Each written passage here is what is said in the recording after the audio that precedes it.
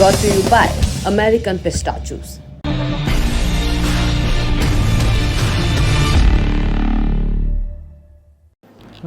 में अटल बिहारी वाजपेयी की सरकार में ट्रांसपोर्ट को लेकर एक बड़ा ऐलान हुआ था। भारत के प्रमुख औद्योगिक, कृषि और सांस्कृतिक केंद्रों को जोड़ने वाला एक राष्ट्रीय राजमार्ग नेटवर्क, स्वर्णिम चतुर्भुज, अंग्रेजी में गोल्डन क्वाड्रिलैटरल। चतुर्भुज इसलिए कि इसमें 4 मुख्य बिंदु थे। देश के 4 मुख्य शहर कौन कौन से? उत्तर में दिल्ली, पूर्व में कोलकाता, दक्षिण में चेन्नई और पश्चिम में मुंबई। तब की भाजपा सरकार ने इस प्रोजेक्ट का भरसक प्रचार किया था। शाइनिंग इंडिया कैंपेन के साथ इसे नत्थी कर दिया गया। हालांकि भाजपा या अटल बिहारी वाजपेयी को अंदाज़ा नहीं रहा होगा कि जैसे ये हाईवे नेटवर्क लोगों की आवाजाही को सुगम करता है, वैसे ही देश के पॉलिटिक्स का मीटर नापना हो तो इन 4 शहरों का रेफरेंस लिया जा सकता है इसी हाईवे पे चलते हुए। इसीलिए आज दिन की बड़ी खबर में हम आपको इन चारों जगहों का पॉलिटिकल अपडेट देंगे। इन जगहों पर चल रही एक्टिविटीज़ का सीधा संबंध 2024 से है, तो ये भी जानेंगे कि सत्ता हो या विपक्ष, व्हाट इज कुकिंग। नमस्ते, मेरा नाम है निखिल और आप देखना शुरू कर चुके हैं दी लल्लन टॉप शो। इस हाईवे पे हमारा पहला स्टॉप है दिल्ली। दिल्ली में अधिकारियों की ट्रांसफर पोस्टिंग करने का अधिकार किसका? आज सुप्रीम कोर्ट ने संकेत दिया कि वो इस मसले को संविधान पीठ को रेफर कर सकती है। भारत के मुख्य न्यायाधीश DY Chandrachud, justice PS Narasimha और जस्टिस मनोज मिश्रा की बेंच ने कहा कि इस मसले में ऐसे संवैधानिक मसले हैं जो 2018 और 2023 के फैसलों में कायदे से डिस्कस नहीं किए गए थे, जैसे ये कि क्या केंद्र सरकार ऑर्डिनेंस लाने के लिए संविधान का सहारा ले सकती है। क्या संविधान के अनुच्छेद 239A के क्लॉज 7 के तहत उन्हें ये शक्ति है भी? CJI ने कहा कि उन्होंने 239A 7 के तहत ताकत का इस्तेमाल करके संविधान में संशोधन किया ताकि सर्विसेज को दिल्ली सरकार के नियंत्रण से बाहर लाया जाए। क्या ये वैध है? मुझे नहीं लगता कि संविधान पीठ के किसी भी फैसले में इस पर गौर किया गया। दिल्ली सरकार की ओर से आए वरिष्ठ वकील अभिषेक मनु सिंघवी ने कहा कि वो इस मामले को संवैधानिक पीठ को सौंपने के विरोध में है। वहीं दिल्ली के उपराज्यपाल की ओर से आए वरिष्ठ वकील हरीश साल्वे ने कहा कि चूंकि इस मुद्दे पर पहले के संविधान पीठ के फैसले में विचार नहीं हुआ, इसलिए रेफर किया जाना चाहिए। माने दिल्ली सरकार केंद्र के किए की सुनवाई के विरोध में है और केंद्र सरकार कह रही है कि हाँ सुनवाई करनी चाहिए। इसी सुनवाई में आला अदालत ने दिल्ली सरकार और उपराज्यपाल दोनों से कहा कि वो अपने राजनीतिक मतभेद अलग कर दिल्ली के विद्युत नियामक आयोग DERC के प्रमुख का नाम सुझाएं। मामले की अगली सुनवाई अब 20 जुलाई को होगी। दरअसल 11 मई 2023 को सुप्रीम कोर्ट का फैसला आया था। विवाद यही था, राष्ट्रीय राजधानी क्षेत्र दिल्ली में अधिकारियों की ट्रांसफर पोस्टिंग कौन कर सकता है, और तब सुप्रीम कोर्ट ने कहा था राज्य की चुनी हुई सरकार। दिल्ली के मुख्यमंत्री अरविंद केजरीवाल ने इस फैसले का स्वागत किया था, लेकिन हफ्ते भर के अंदर ही केंद्र सरकार एक अध्यादेश लेकर आ गई, यानी ऑर्डिनेंस। इस अध्यादेश के मुताबिक राष्ट्रीय राजधानी क्षेत्र दिल्ली में अधिकारियों की ट्रांसफर पोस्टिंग के लिए एक अथॉरिटी बनाई जाएगी, national capital civil services authority NCCSA। यह अथॉरिटी दिल्ली में अधिकारियों की तैनाती, तबादले और उनके खिलाफ मिली शिकायतों पर कार्रवाई करेगी। इस अथॉरिटी में दिल्ली के मुख्यमंत्री, मुख्य सचिव और प्रधान सचिव गृह, ये 3 लोग होंगे, यानी मेजॉरिटी सेंटर की हो रही है। दिल्ली के मुख्यमंत्री NCCSA के अध्यक्ष, प्रधान सचिव गृह इस अथॉरिटी के सचिव और मुख्य सचिव सदस्य होंगे। ये अथॉरिटी बहुमत के आधार पर अधिकारियों के तैनाती, तबादले की सिफारिश करेगी, पर अंतिम फैसला दिल्ली के उपराज्यपाल LG का होगा। LG चाहें तो फाइल को वापस लौटा सकते हैं या उसे मंजूरी भी दे सकते हैं। वही अगर किसी मुद्दे पर तीनों की राय अलग अलग हुई, तब भी फाइनल फैसला LG का ही होगा। यानी अधिकारियों की ट्रांसफर पोस्टिंग का अधिकार एक बार फिर से दिल्ली के उपराज्यपाल के हाथ में ही चला गया। इसके बाद केजरीवाल इस अध्यादेश के खिलाफ पूरे देश में घूम घूम कर विपक्षी दलों से समर्थन मांगने लगे, क्योंकि किसी भी अध्यादेश को 6 महीने के भीतर संसद से पास कराना जरूरी होता है, वरना उसे या तो दोबारा निकालिए वरना वो एक्सपायर कर जाएगा। और केजरीवाल ने ऐसा दावा किया कि अगर सारे विपक्षी दल एकजुट हो जाएं तो राज्यसभा में इसे पास होने से रोका जा सकता है। केजरीवाल ने विपक्षी दलों से अपील की कि अगर विपक्ष इस अध्यादेश को राज्यसभा में गिरा देता है तो जनता के बीच एक मजबूत संदेश जाएगा। 2024 के लोकसभा चुनाव से पहले ये विपक्षी एकता की कोशिशों को भी मजबूत करेगा। इस अध्यादेश के खिलाफ राज्यसभा में समर्थन की मांग लेकर केजरीवाल ने बिहार के मुख्यमंत्री नीतीश कुमार और उप मुख्यमंत्री तेजस्वी यादव, तृणमूल कांग्रेस अध्यक्ष ममता बनर्जी, शिवसेना उद्धव गुट के उद्धव ठाकरे, NCP प्रमुख शरद पवार, तब जो कि यूनाइटेड पार्टी के अध्यक्ष थे, CPIM यानी CPM के महासचिव सीताराम येचुरी, DM के प्रमुख और तमिलनाडु के मुख्यमंत्री MK स्टालिन, झामुमो के कार्यकारी अध्यक्ष और झारखंड के मुख्यमंत्री हेमंत सोरेन और समाजवादी पार्टी के अध्यक्ष अखिलेश यादव से मुलाकात की थी। इन सभी पार्टियों ने केजरीवाल को समर्थन का आश्वासन भी तब दिया था, लेकिन संशय की सुई अटकी थी सबसे बड़ी विपक्षी पार्टी कांग्रेस के रुख पे। केजरीवाल ने कांग्रेस के राष्ट्रीय अध्यक्ष मल्लिकार्जुन खड़गे और पूर्व अध्यक्ष राहुल गांधी से मिलने का समय भी मांगा, जो कि उन्हें नहीं मिला। कांग्रेस की ओर से कहा गया कि पार्टी अपनी राज्य इकाइयों और समान विचारधारा वाले दलों के साथ बातचीत कर आगे फैसला करेगी। कांग्रेस हाईकमान ने अपनी दिल्ली और पंजाब यूनिट के नेताओं के साथ इस मसले पर मीटिंग भी की। सोर्सेस के हवाले से खबर आई कि दोनों राज्यों के नेताओं ने केजरीवाल को समर्थन न देने की अपील की। कांग्रेस के रुख पर संशय बरकरार रहा और 23 जून को पटना में हुई विपक्षी दलों की संयुक्त बैठक हुई। केजरीवाल और आम आदमी पार्टी की ओर से कहा गया कि इस बैठक का पहला एजेंडा दिल्ली का अध्यादेश ही होगा। इस पर समर्थन या विरोध से ही इस जुटान का भविष्य तय होगा। बैठक में बात बनी नहीं। केजरीवाल ने ममता बनर्जी और शरद पवार सरीखे सीनियर लीडर्स के जरिए कांग्रेस पर दबाव भी बनाने की कोशिश की, लेकिन कांग्रेस ने अपना स्टैंड क्लियर नहीं किया। राहुल गांधी ने स्पष्ट कर दिया कि वो यहाँ कोई फैसला नहीं लेंगे, पार्टी आपस में सलाह मशवरे के बाद ही फैसला करेगी। इसके बाद बैठक में शामिल नेताओं ने प्रेस कॉन्फ्रेंस की, लेकिन इसमें आम आदमी पार्टी की ओर से कोई नेता शामिल नहीं हुआ। आम आदमी पार्टी की ओर से स्पष्ट किया गया कि वो आगे विपक्षी एकजुटता की कोशिश में शामिल होंगे या नहीं, ये कांग्रेस के स्टैंड पर निर्भर करता है। अगली बैठक तय हुई बेंगलुरु में 17-18 जुलाई को, यानी आज और कल। और इस बैठक के शुरू होने से ठीक पहले आई खबर कि कांग्रेस ने राज्यसभा में अध्यादेश का विरोध करने का फैसला ले लिया है। कांग्रेस महासचिव जयराम रमेश ने कहा, कांग्रेस पार्टी ने हमेशा राज्यों की निर्वाचित सरकारों के संघीय ढांचे पर किसी भी हमले का विरोध किया है। ऐसा आगे भी जारी रहेगा, संसद के अंदर भी और बाहर भी। बात बेंगलुरु की हो रही है तो वहां की अपडेट भी आपको दे देते हैं। विपक्षी दलों की मीटिंग 2 दिनों तक होनी है। आज लोग आने शुरू हुए हैं। आज सिर्फ डिनर होगा, मीटिंग और प्रेस वार्ता की खबर कल की है। आज जो खबर है वो यह है कि कांग्रेस की पूर्व अध्यक्षा सोनिया गांधी बेंगलुरु पहुंच गई हैं। पार्टी अध्यक्ष मल्लिकार्जुन खड़गे, कर्नाटक के मुख्यमंत्री सिद्धरमैया और उप मुख्यमंत्री DK शिवकुमार ने उनका स्वागत किया। कर्नाटक सरकार ही इस मीटिंग को होस्ट भी कर रही है। सोनिया गांधी, ममता बनर्जी, शरद पवार, अरविंद केजरीवाल, MK स्टालिन, नीतीश कुमार और हेमंत सोरेन बैठक में शामिल होंगे, इतने नाम अभी कंफर्म है। के चंद्रशेखर राव, जगन मोहन रेड्डी, चंद्रबाबू नायडू और नवीन पटनायक इस मीटिंग से दूर रहेंगे, ऐसा बताया जा रहा है। कई दिनों तक विचार विमर्श करने के बाद आम आदमी पार्टी ने कल घोषणा की कि वे भी बैठक में भाग लेंगे। जैसे कांग्रेस ने कहा कि वो ऑर्डिनेंस के खिलाफ आपको सपोर्ट करेगी, तो घंटों बाद आम आदमी पार्टी ने कहा कि सपोर्ट के बदले सपोर्ट। संभावना है कि विपक्षी गठबंधन 2024 के आम चुनावों के लिए कॉमन मिनिमम प्रोग्राम भी तैयार करेगा।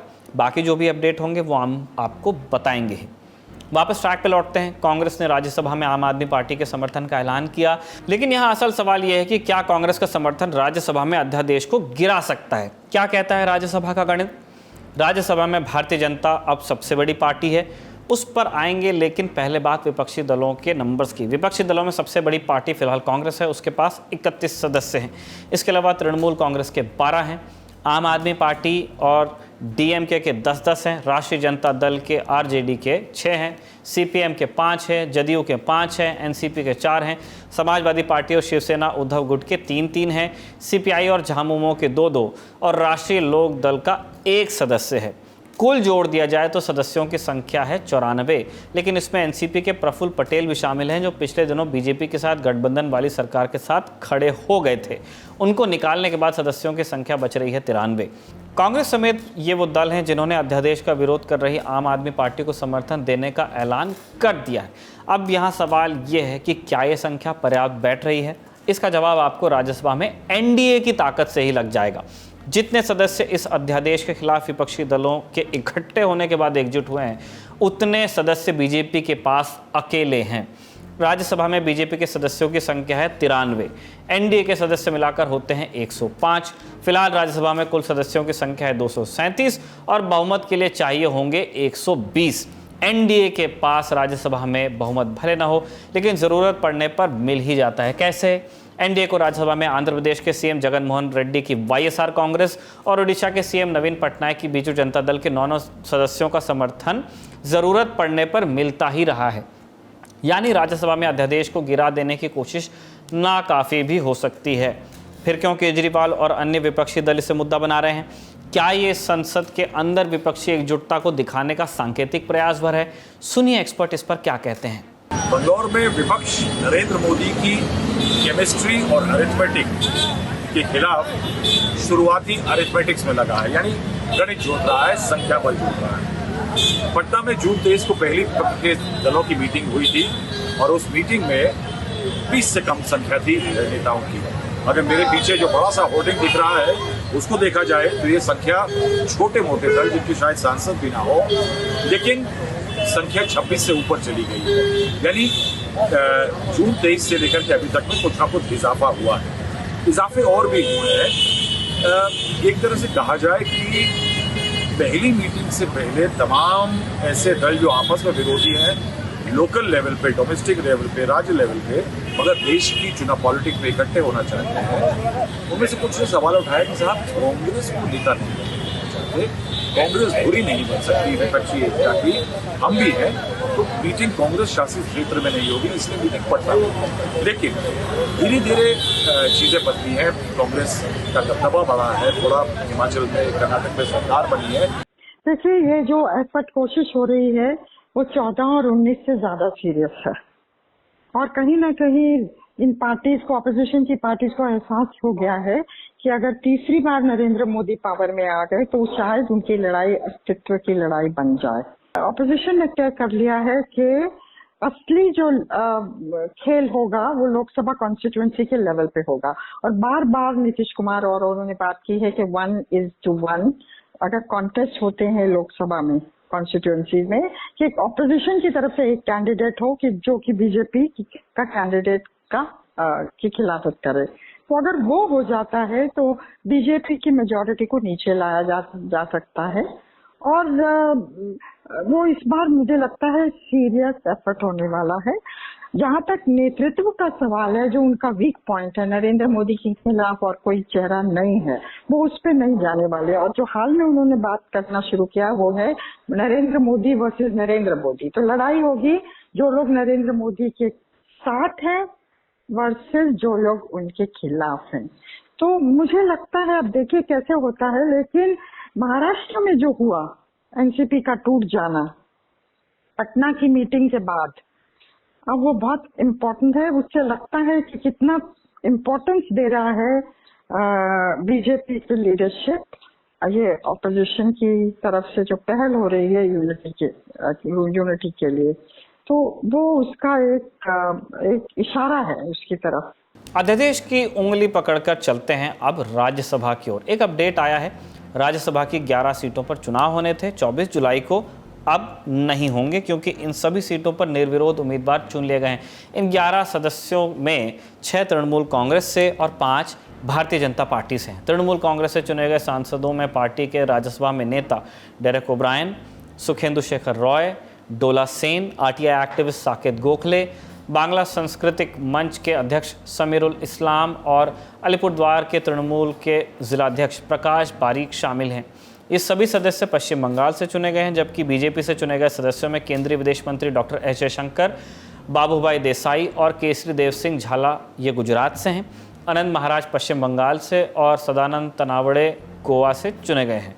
दिल्ली और बेंगलुरु का हाल आपको हमने बता दिया, अब आपको लिए चलते हैं महाराष्ट्र। एनसीपी बनाम एनसीपी की लड़ाई का अपडेट क्या हुआ अब तक?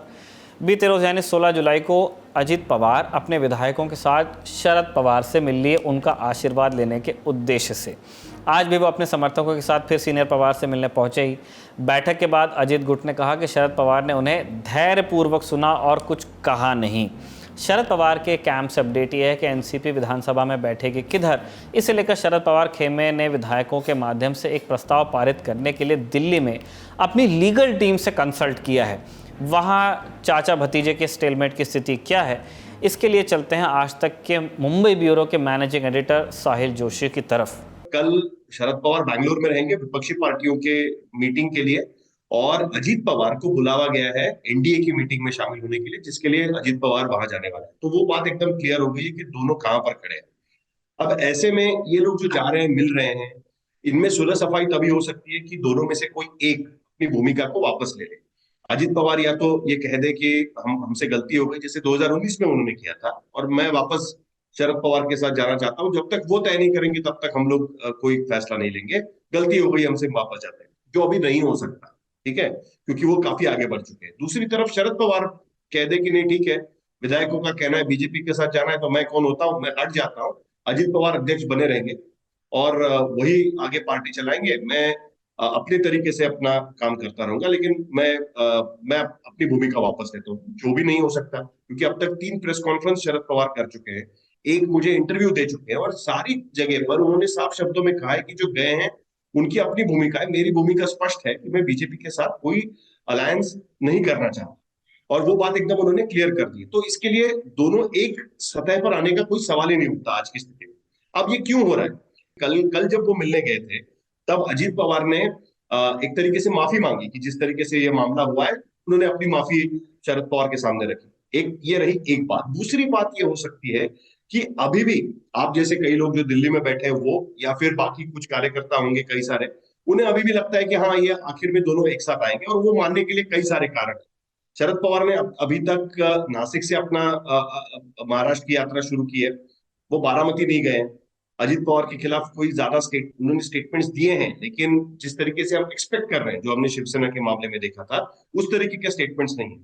तो ये जो ताना बाना है ना, वो पूरी तरीके से अलग है। तो इसके लिए कई लोगों को लगता है कि वो साथ में आ सकते हैं, तो ये कंफ्यूजन जारी रखने के लिए हो सकता है कि ये सारी चीजें की जा रही हो, कि बार बार जाके मिला जा रहा है, बताया जा रहा है, पब्लिक डोमेन में किया जा रहा है, मीडिया के सामने किया जा रहा है, ये जताने की कोशिश कर रही है कि हमने आखिर तक कोशिश की, हमने कोई धोखाधड़ी नहीं की। जब वो मानने के लिए ही तैयार नहीं थे, तब जाके हमें जो अपना फैसला है उस पर कायम रखना पड़ रहा है। हमने पूरा मनोबल उनका किया, हमने उनका सम्मान रखा, लेकिन फिर भी वो माने नहीं।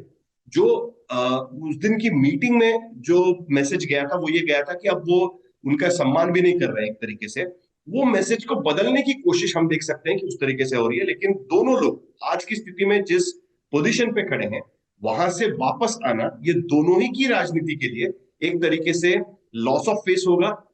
दोबारा वो राजनीति में फिर खड़े नहीं हो पाएंगे। कल मीटिंग है और एनसीपी के दोनों गुट आमने सामने होंगे, एक सत्ता के पक्ष में, दूसरी विपक्ष में, क्योंकि भाजपा ने भी अपनी तैयारियां शुरू कर दी हैं। कुल मिलाकर के अभी तक 38 हमारे पार्टनर्स, जो हमारे एनडीए के पार्टनर्स हैं, उनकी कंफर्मेशन आ चुकी है। तो 38 पार्टनर्स कल इस मीटिंग में पार्टिसिपेट करेंगे। तो वो सेट प्रिंसिपल एनडीए का है कि हम किसी को छोड़ते नहीं, जो छोड़ के चले जाए उसके प्रति भी हम सद्भाव और प्रेम रखते हैं। लेकिन एक मूवमेंट है, उस मूवमेंट में हमारे साथ कोई जुड़ना चाहता है तो हम जरूर, वो आइडियोलॉजिकल कमिटमेंट के साथ कोई खड़ा होना चाहेगा तो हम चलेंगे। आखिर डेवलपमेंट अकेले हमने तो नहीं करना है, सबने मिलकर करना है। अमित शाह लगातार अलग अलग दलों के नेताओं के साथ मुलाकात कर रहे हैं और उन्हें एनडीए में शामिल करा रहे हैं। कुछ हो गए हैं, कुछ के साथ बातचीत जारी बताई जा रही है। पहले बिहार से हिंदुस्तान आवाम मोर्चा के प्रमुख और पूर्व मुख्यमंत्री जीतन राम मांझी एनडीए के साथ आए, और अब उत्तर प्रदेश की सुहेलदेव भारतीय समाज पार्टी ने भी एनडीए के साथ लोकसभा चुनाव लड़ने का ऐलान कर दिया है। सुभाषपा के अध्यक्ष ओम प्रकाश राजभर और अमित शाह की दिल्ली में मुलाकात के बाद ऐलान हुआ। राजभर ने 2022 का विधानसभा चुनाव समाजवादी पार्टी के साथ मिलकर लड़ा था और 4 विधानसभा सीटों पर जीत भी दर्ज की थी। उससे पहले वो 2017 में बनी बीजेपी की योगी सरकार में मंत्री रह चुके थे, लेकिन बीच में ही वो भाजपा का साथ छोड़कर चले गए थे। अब लोकसभा चुनाव से पहले फिर लौट आए हैं। राजभर और मांझी के अलावा बीजेपी चिराग पासवान और उनके चाचा पशुपति पारस को भी एक साथ लाने की कवायद में जुटी है। पूर्व केंद्रीय मंत्री और लोजपा के संस्थापक रामविलास पासवान के देहांत के बाद पार्टी में दो फाड़ हुआ था। एक गुट रामविलास पासवान के भाई पशुपति पारस का और दूसरा उनके बेटे चिराग का। पशुपति पारस एनडीए के साथ हैं एज ऑफ नाउ। अब अमित शाह चिराग को भी साथ लाने की कोशिश में है। आज दिल्ली में अमित शाह और चिराग पासवान की मुलाकात भी हुई। यूपी बिहार से इतर भी एनडीए अपने सहयोगियों को इकट्ठा करना शुरू कर चुका है।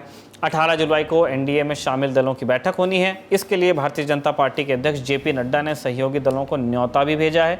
नड्डा ने दावा किया है कि पिछले 9 सालों में एनडीए का ग्राफ तेजी से बढ़ा है।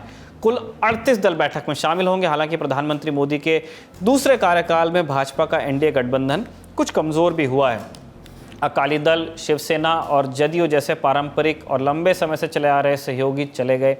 अब जैसे जैसे इधर विपक्ष अपने प्रयास तेज कर रहा है, क्या भाजपा अपने पुराने और मौजूदा सहयोगियों की ओर ध्यान दे रही है? सुनते हैं एक्सपर्ट इस पर क्या मानते हैं, सोचते हैं। बीजेपी के नेतृत्व की तरफ से बहुत मजबूती से एफर्ट हो रहा है एनडीए को दोबारा पुनर्गठन करने का। अब ये चुनाव 14 और 19 से इस महीने में भी अलग होगा। ऐसा नहीं कि नरेंद्र मोदी की लोकप्रियता घटी है, नंबर 1, और वो एक मजबूत चेहरे की तरह सामने नहीं आएंगे, वो आएंगे। उनका सबसे बड़ा सेलिंग पॉइंट बीजेपी का नरेंद्र मोदी है। और पिछली बार नरेंद्र मोदी की लीडरशिप और मेजॉरिटी रूल बीजेपी द्वारा ये एक बड़े मुद्दे थे। इस बार लड़ाई गठबंधन वर्सेस गठबंधन होने वाली है, कोलिशन वर्सेस कोलिशन, उस पर तूल दिया जा रहा है। कहीं ना कहीं मुझे लगता है कि भाजपा को भी एहसास है कि ये रिस्की हो सकता है ऑपोजिशन यूनिटी का मामला, और जितने भी उनके एलाइज थे पुराने नए, जो 19 पार्टियों को उन्होंने न्योता भेजा है मीटिंग के लिए एनडीए की जो 18 को है, तो ये चाहे छोटी पार्टियां हैं जिनको उन्होंने ज्यादा तूल नहीं दिए। आपने बिल्कुल ठीक कहा, सबसे पुराने जो एलाइज थे, चाहे शिवसेना हो, अकाली दल हो, जेडीयू, उनको जाने दिया, उनको रोका नहीं। तो अब वो छोटी पार्टियों को भी इकट्ठा कर रहे हैं और वापस अकाली दल से बातचीत हो रही है। ये भी अटकल लग रही है कि जनता दल यू क्या टूटेगा बिहार में। महाराष्ट्र के बाद क्या उनकी नजर बिहार के ऊपर है? क्या यूपीए रिक्रिएट होगा या एक नया नाम दिया जाएगा ऑपोजिशन के जो कोalition को? वो भी देखने लायक चीज। क्या कांग्रेस उसमें लीडिंग रोल प्ले करेगी कि कांग्रेस टैक्टिकली बैक सीट लेगी? अभी तक जो इशारा हो रहा वो यही हो रहा कि कांग्रेस ने बहुत खूबी से बैक सीट ली है। राहुल गांधी आप देखेंगे अब सामने नहीं आ रहे हैं, मल्लिकार्जुन खड़गे सामने आ रहे हैं और पहल कर रहे हैं। तो ये बिग ब्रदरली एटीट्यूड ना सामने आए, मुझे लगता है इसके बारे में भी कांग्रेस थोड़ा सचेत हो गई है। एक्सपर्ट्स क्या सोचते समझते हैं वो आपने जान लिया। विपक्ष और सत्ता पक्ष की मीटिंग्स में क्या होगा उस पर हमारी नज़र बनी ही हुई है। आज आपको बधाई भी देने का मौका है। ललन टॉप शो के 5 साल पूरे होने की बधाई। टेक्निकली बीता हुआ रोज़ यानी कि 16 जुलाई को ही 5 साल पूरे हो गए थे, लेकिन वीकेंड था तो हमने वीकडे को पकड़ा है बधाई देने के लिए। बधाई आज दे रहे हैं। मेहनत से खबर खोजने, तय करने, भाग के लास्ट टाइम चेंजेस और संपादक की डांट के 5 साल पूरे हो गए हैं। 5 साल की सफल यात्रा के लिए आपको बहुत बधाई। ललन टॉप शो को लेकर आपके जो भी सुझाव हो आप हमें ltshow@lalontop.com पर भेज सकते हैं। कोई ऐसा मुद्दा हो जो आपको लगे कि शो में कवर किया जाना चाहिए तो आपका स्वागत है। हमारा आपसे वादा है कि हमारे प्रोड्यूसर्स हर सुबह लैपटॉप खोलकर सबसे पहले यही मेल चेक करेंगे, व्हाट्सएप चेक नहीं करेंगे। जो भी आपके सुझाव होंगे उन्हें बाकायदा जगह दी जाएगी। 5 साल आपने शो पर और हम पर भरोसा दिखाया, इसके लिए आभार। हम इस भरोसे का भार समझते हैं। भरोसा बनाए रखिए। शुक्रिया, शुभ रात्रि और देखते रहिए दी ललन टॉप।